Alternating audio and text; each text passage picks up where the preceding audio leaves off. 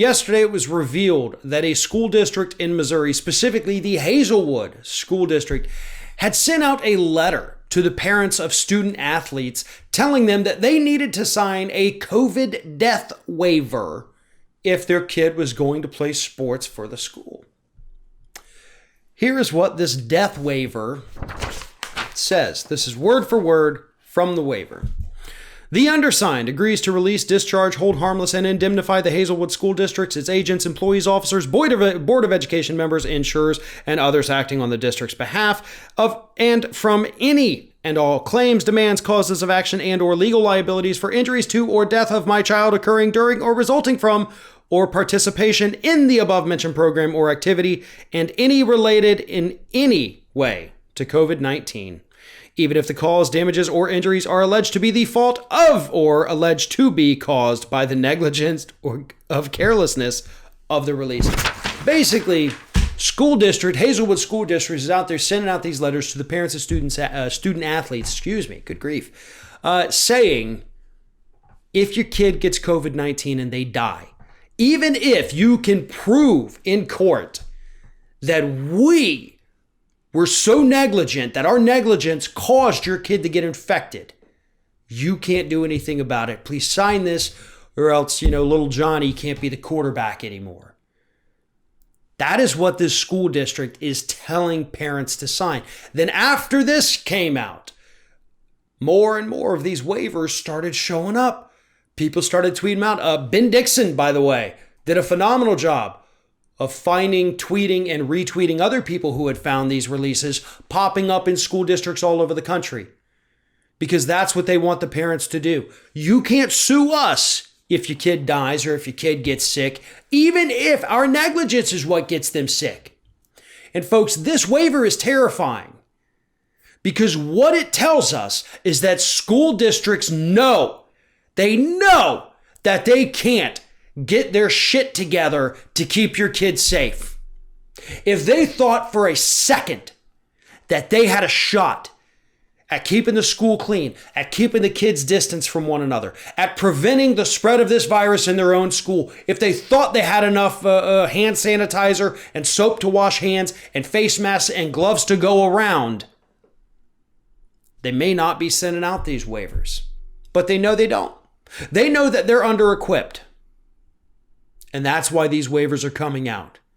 Of course, that's not quite as bad as some of the reports we're getting out in Texas, which those reports are saying that teachers who are getting ready to go back to school in just a couple weeks now, they're writing their wills.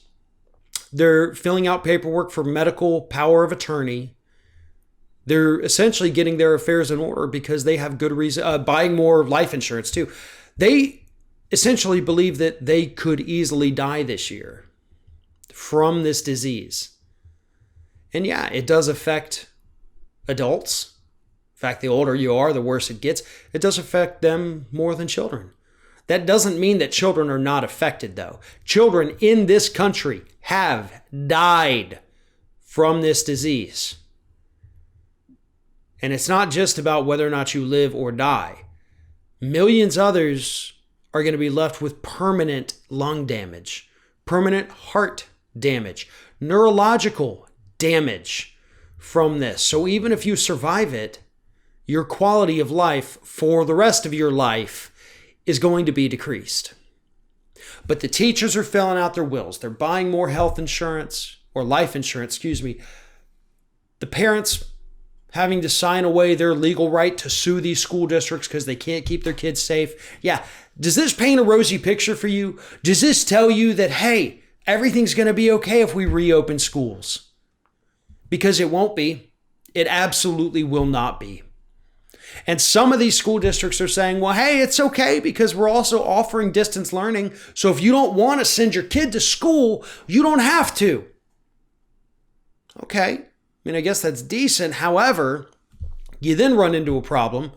Several different problems, by the way.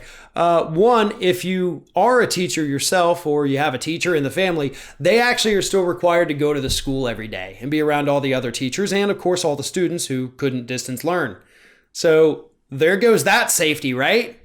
because you still have somebody that could potentially be bringing that virus home to your house every single day. I know, I'm married to a teacher. That's the fear we live in.